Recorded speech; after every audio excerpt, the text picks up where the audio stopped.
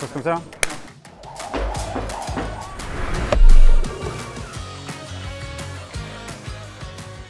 Alors moi c'est Julian, je travaille pour CrossFit, je suis directeur de pays pour CrossFit France. Et voilà, vous pouvez me retrouver en train de soutenir la croissance des affiliés et les affiliés CrossFit en territoire francophone, dans les dom-toms et surtout sur le continent français. Voilà, alors ça date de 2011 où je regardais le fameux film 300 et je me disais comment ils sont aussi balèzes ces gars-là. Et puis au fur et à mesure j'ai découvert les WOD et puis ensuite j'ai découvert les Games et c'est là que j'ai vu Rich Froning faire les Games. Et comme beaucoup d'entre nous à cette époque-là, j'ai découvert CrossFit à travers les CrossFit Games. Simplement parce que moi j'ai toujours aimé la pluridisciplinarité, j'ai toujours aimé être à peu près bon dans à peu près tout, sans être nul nulle part. Et il se trouve que la méthodologie CrossFit c'est exactement ça. Notre objectif c'est d'être excellent nulle part, mais à peu près bon dans tout, pour être meilleur dans la vie de tous les jours. Et moi c'est quelque chose qui m'a très vite parlé. Je ne suis pas quelqu'un qui a envie de se spécialiser dans la course à pied ou se spécialiser dans la force, etc. Moi j'ai envie de pouvoir faire les deux pour pouvoir me sentir en meilleure santé et être plus polyvalent dans la vie de tous les jours. Après en boxe, à la base, je m'entraînais au Club Med Gym. Et il n'y avait pas encore de boxe en tout cas en France. Enfin, il y en avait une qui avait ouvert et qui s'appelait, d'ailleurs la petite histoire, c'est qu'elle s'appelait CrossFit France, la toute première boxe en France. Elle n'existe plus aujourd'hui. Et ensuite, il y a eu Montpellier, il y a eu Lyon, il y a eu Paris, il y a eu Nice. Et moi, en fait, j'ai rejoint l'équipe de CrossFit Louvre dès que la boxe a ouvert, dès qu'ils faisaient des entraînements en extérieur en début 2012 avec Daniel et l'équipe.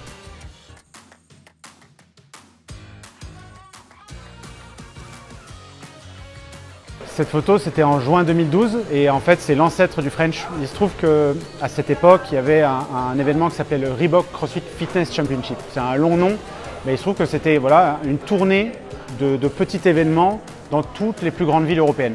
Donc ils ont fait Berlin, Londres, je ne sais plus où, Milan, Paris, etc. Et il se trouve qu'il y a donc eu Paris. Et cet événement en France a été géré par Daniel et Reebok. Et c'est surtout Reebok qui a vraiment aidé à cette époque-là à lancer un petit peu l'écosystème. Et on peut les remercier pour ça. Et donc il y a eu une phase de qualification avec un WOD horrible. C'était mon premier WOD de qualif.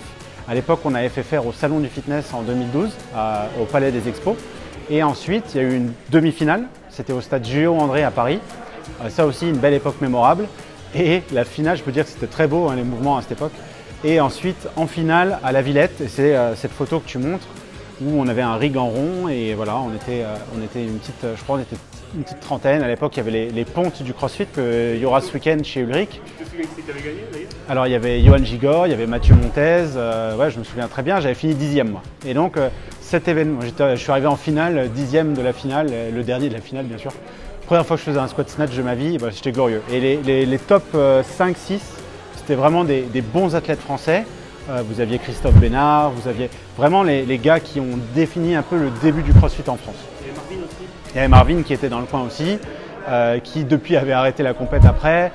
Qui est-ce qu'il y avait d'autre? Yvan Gégou, il y avait Patrick Mochen qui était vraiment un des premiers francophones aux régionaux en 2011. Donc voilà, c'était vraiment les ancêtres. Et il y en a certains qui sont toujours là, Mathieu et Johan, et même Kiki, Christophe, qui sont toujours là à pousser la communauté CrossFit en France. Mon tout premier WOD de CrossFit, je crois que, alors je sais que j'ai fait Fran au Club Med Gym. Alors je ne sais pas si c'était un WOD de CrossFit celui que j'avais fait avant, c'était les WOD qu'on pouvait voir à l'époque. C'était plus des espèces d'entraînement de circuit où on faisait 300 répétitions de plein de trucs. Je ne sais pas si on peut appeler ça réellement un WOD. Mon vrai premier WOD benchmark de CrossFit, c'était Fran et je l'ai fait à Club Med Gym rue Frémicourt pour ceux qui connaissent. Et je crois que j'ai mis 8 minutes, j'ai pas fait une seule répétition valide et c'était glorieux, ouais. C'était très glorieux. Ouais, moi j'ai fait pas mal de rugby, j'avais fait du hockey sur glace plus jeune, j'avais pratiqué pas mal de trucs. À la suite d'une blessure, en fait, j'avais des fissures dans les talons. Je me suis retrouvé à faire de l'équitation parce que je ne pouvais plus faire de sport avec du choc. Et je suis devenu vice-champion de France, d'Île-de-France en équitation, en dressage et en saut d'obstacle.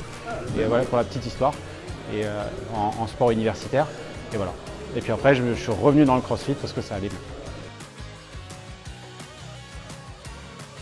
C'est une bonne question. On fait vraiment plein de choses. Déjà, moi je travaille en équipe, donc il y a l'équipe des séminaires staff, donc les personnes qui forment les level 1 et les level 2 au quotidien.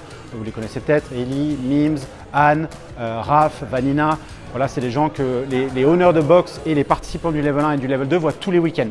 C'est eux qui mettent vraiment la graine CrossFit dans la tête de toutes ces personnes qui souhaitent passer leur level 1 chaque week-end. Et ça, c'est déjà la première vague, si vous voulez, vers les passionnés de CrossFit.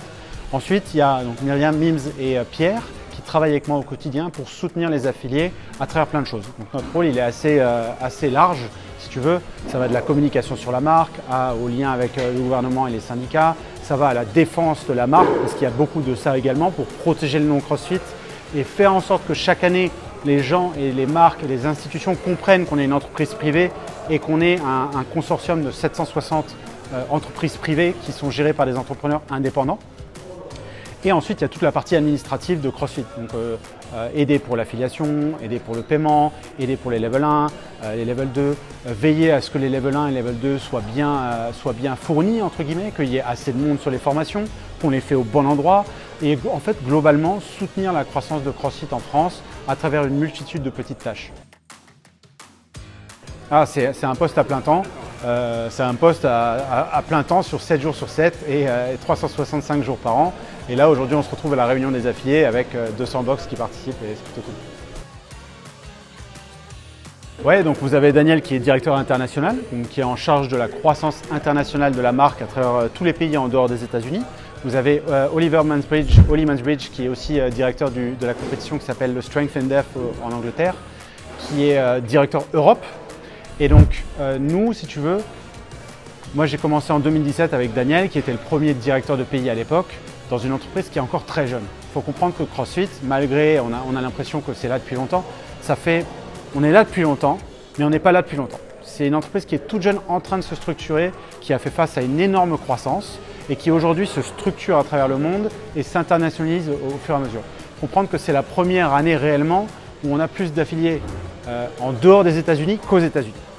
Et ça, pour une structure qui est full américaine, complètement américaine, c'est très difficile.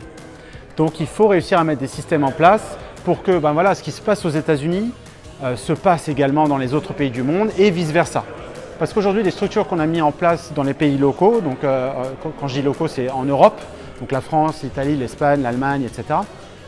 C'est des process où on est très proche des affiliés et on les soutient au quotidien, on les connaît presque personnellement pour la plupart, que ce soit moi ou Eli, etc. Et c'est quelque chose qu'aux États-Unis, ils n'avaient pas forcément.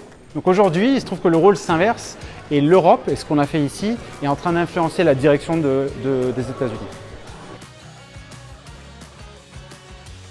Oui, tout à fait. Alors, avec cette restructuration, avec un nouveau CEO qui arrive qui s'appelle Don Fall, avec de plus en plus d'objectifs, etc., et cette croissance, forcément, il commence à y avoir des objectifs de boulot. Donc il faut rendre des comptes sur plusieurs données. Ça peut être la croissance de la marque en général, mais il faut comprendre que notre philosophie, c'est l'affilié en premier, donner les outils pour que les affiliés puissent se former à un niveau coaching pour fournir le meilleur produit possible. Quand je dis le meilleur produit, c'est les meilleures séances de CrossFit possibles au consommateur qui est le client à qui on améliore la santé. Donc, si un affilié a du succès, ce sont les clients qui ont du succès. Si un affilié a du succès, il y a de plus en plus de gens dans sa salle. De ces gens, il y a des coachs qui vont en sortir, il y a des gens qui vont ouvrir d'autres salles qui vont en sortir, il y a des gens qui vont créer des marques. On voit de plus en plus de marques nées dans le CrossFit qui commencent à venir. On peut parler de GoWOD en France, on peut parler de Strivey, enfin voilà, toutes ces marques un peu endémiques qui viennent du CrossFit. Et on voit que l'écosystème grandit petit à petit et donne de plus en plus d'opportunités. Je peux même prendre votre exemple à vous. Workout Max n'existerait pas si cet écosystème ne grandissait pas chaque année. Et voilà ce qu'on essaye de faire au quotidien. Donc le camembert augmente, les parts pour chacun augmentent un petit peu, mais surtout il y a des nouvelles parts qui se créent pour d'autres gens qui ont envie d'en profiter et qui ont envie de changer leur vie, d'entreprendre dans l'écosystème CrossFit. Alors toujours, le but c'est d'internationaliser la marque, excuse-moi. Mais l'objectif c'est de nous donner de plus en plus d'appui, si tu veux, pour qu'à un niveau local, on puisse appuyer encore plus les affiliés. Donc on peut s'attendre à ça, plus de présence dans les événements locaux, plus de présence à un niveau local tout simplement, peut-être une équipe qui s'épaissit un petit peu, mais il faut passer par cette étape de restructuration. On est toujours en réalité à la sortie du Covid d'un point de vue financier, que ce soit pour les affiliés ou pour l'entreprise, donc on en sort graduellement. Il y a cette restructuration, il y a des nouveaux process qui se mettent en place avec une entreprise qui a grandi énormément et qui fonctionnait d'une telle manière et qui doit mieux fonctionner. Il y a aussi tout un processus digital qui doit s'améliorer. Par exemple, la traduction de CrossFit.com, quelque chose qu'on attend depuis des années, qu'on n'a pas encore eu, parce que le site CrossFit.com doit revoir son architecture informatique à zéro pour reprendre des nouveaux process. Voilà, il y a toute une cascade de choses à faire pour qu'enfin on puisse mettre en place les stratégies qu'on veut pour le futur. Ouais, alors vous avez Mims qui travaille surtout sur la partie réseaux sociaux. Donc là, la stratégie elle est simple, inspirer, éduquer, amuser. Et on a plusieurs clients, si tu veux, sur ces réseaux sociaux. On a des pratiquants, on a les futurs pratiquants potentiels, on a les coachs, on a les owners de box. Donc il faut réussir à faire ces 3 dimensions sur l'ensemble de ces panels de personnes. Mais au-delà de ça, les réseaux sociaux aujourd'hui, c'est surtout un service après-vente ou un service pré-vente aussi, où les gens te contactent pour avoir des informations et pour avoir un service client. Donc elle a cette double casquette entre communication, gérer ses demandes clients, et communiquer sur la marque sur plein d'aspects différents, ce qui n'est pas facile. Et ensuite à côté, on a Pierre qui est également propriétaire de CrossFit Versailles, qui lui est là pour soutenir les affiliés au quotidien. Donc son rôle à lui, ça va être de contacter les affiliés au fur et à mesure de l'année, le maximum via plein de moyens. Ça peut être WhatsApp, Instagram, parce que la communauté CrossFit elle est sur Instagram. Ça peut être email, téléphone, pour les anniversaires des affiliés, pour voir comment on peut les aider, pour essayer, tant bien que mal, en tout cas, d'assister et de leur montrer que CrossFit est là au quotidien pour les aider s'il y a besoin sur une dimension ou une autre. Il faut comprendre que nous, on n'est pas une franchise, on est une affiliation. Les affiliés payent pour l'utilisation d'une marque déposée, du mot CrossFit sur la façade, sur les t-shirts, etc.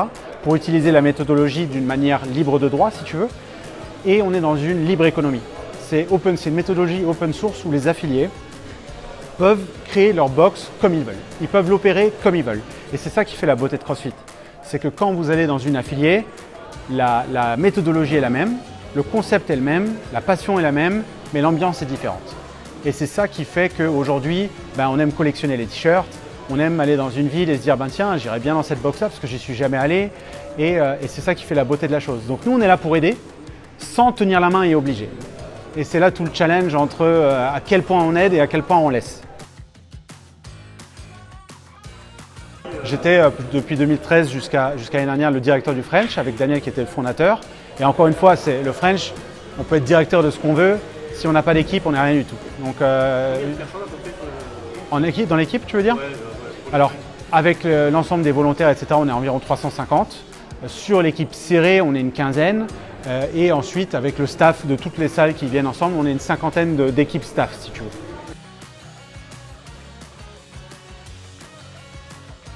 Alors ça se fait par phase, hein. Il y a une phase de réflexion, il y a une phase de feedback sur l'édition qui vient de se dérouler. Souvent pendant l'édition, on a des idées pour l'année prochaine. Ensuite, tu as une phase vraiment de préparation, de logistique sur un rétro-planning comme tu dis. Après, tu as plus la phase d'inscription, communication, qualification, etc.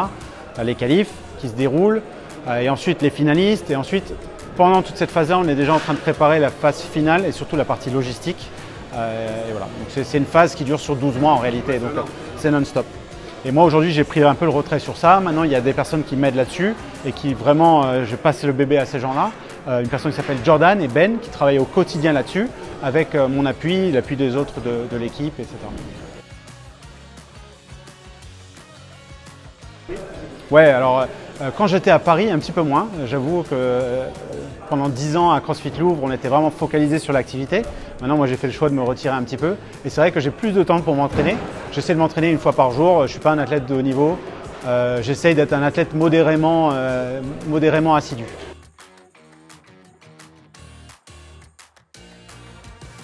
Ouais, j'essaie de bouger une fois par jour, que ce soit d'aller faire un truc dehors, d'aller courir, d'aller faire une vraie séance. J'essaie tant bien que mal de faire. Maintenant, je m'entraîne dans une salle qui s'appelle CrossFit Tone, à Tone, pour ceux qui connaissent, c'est à côté de la Clusa et tout. Donc de temps en temps faire la séance, de temps en temps faire d'autres trucs, et voilà, d'alterner le plus possible.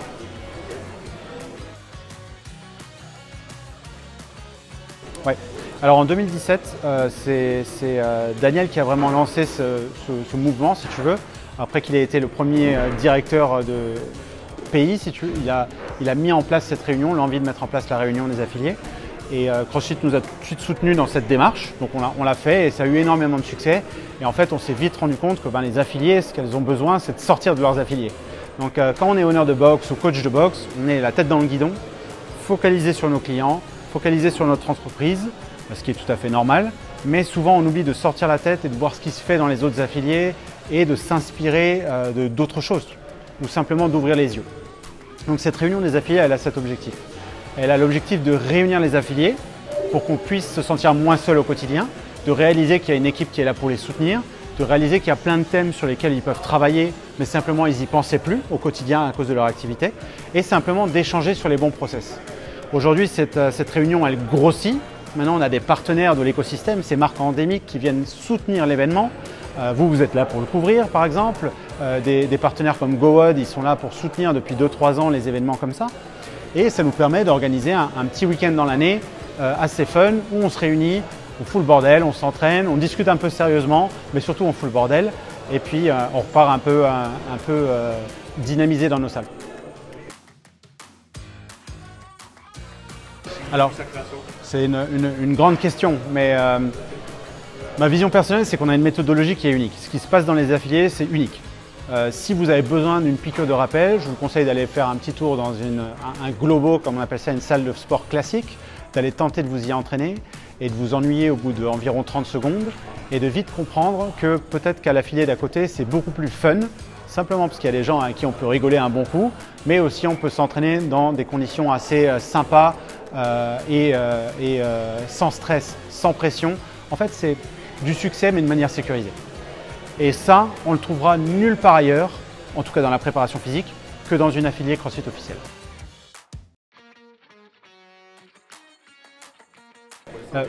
Pour moi, c'est simple, c'est les propriétaires de box et les coachs qui font leur taf, qui continuent à se former, qui continuent à améliorer leurs services, tout simplement à améliorer leurs produits. Et donc, plus il y a de gens dans ces affiliés, plus ils en parlent à des gens autour d'eux, et ça devient du bouche à oreille. Donc, les coachs dans les salles se forment, ils arrivent à un moment où ils se disent, pas tout le monde est fait pour ça, hein, mais à un moment donné, ils vont se dire, bah, tiens, moi aussi j'ai envie d'ouvrir ma salle. Moi aussi j'ai envie de créer mon entreprise dans le CrossFit et de créer une entreprise et de développer mon patrimoine professionnel. Et donc, de nouvelles salles se créent, un nouvel écosystème se crée autour de cette salle-là, ces gens-là vont parler à d'autres gens, et en fait, on a un cercle vertueux qui se crée, où plus il y a d'affiliés, plus il y a de gens qui pratiquent, plus il y a de gens qui pratiquent, plus il y a d'affiliés. C'est exactement ça. Et nous, on le voit beaucoup. Je veux dire, les gens qui sont entraînés au Louvre, il y en a un paquet de débuts qui ont ouvert des box aujourd'hui. Et nous, on est super contents de ça. Et pareil pour Albé, pareil pour Marvin à Montpellier, pareil pour les gars à Lyon, pareil pour les gars à Nice. Et ça, il faut en être fier. Parce qu'aujourd'hui, on a donné des opportunités à des gens, on leur a donné confiance pour créer des entreprises et vivre de ça. On a créé des styles de vie et des nouvelles vies à ces gens qui, au départ, venaient juste s'entraîner par passion pour la méthodologie et qui, aujourd'hui, vivent de ça. Et ça, c'est unique. Il n'y a aucune autre communauté qui fait ça dans le monde. Ouais, y aller tranquille, prendre du plaisir. Honnêtement, c'est la seule chose. Souvent, et puis nous, on est tous passés par là au début. Quand on commence, on a toujours un peu de succès. Quand j'ai du succès, c'est on fait tous des PR, normal, puisqu'on n'en avait jamais fait avant. Moi, j'avais fait 8 minutes à Fran, on me retrouve à faire 4, puis 3, puis 2, puis 1. Non, je rigole, je fais pas 1. Mais ce succès, il donne envie de performer, il donne envie de faire des compètes, des machins, des trucs. Et c'est là, il faut savoir s'écouter. La méthodologie CrossFit, la vraie, c'est 3 jours d'entraînement, 1 jour de repos, 3 jours d'entraînement, 1 jour de repos. Peu de gens l'appliquent réellement comme elle devrait l'être. Et c'est là que voilà, il faut s'éduquer sur la méthodologie, il faut lire le guide du level 1, il faut y aller tranquille. On est là pour monter un escalier graduel de toute une vie. Une année, c'est 365 jours. Une vie, c'est peut-être 80, 90, 100, 110 ans. On n'est pas là pour réussir au bout de 2 mois. On est là pour réussir au bout de 30, 40, 50 ans et être fort quand on commence à vieillir et on a besoin de cette préparation physique et cette condition physique.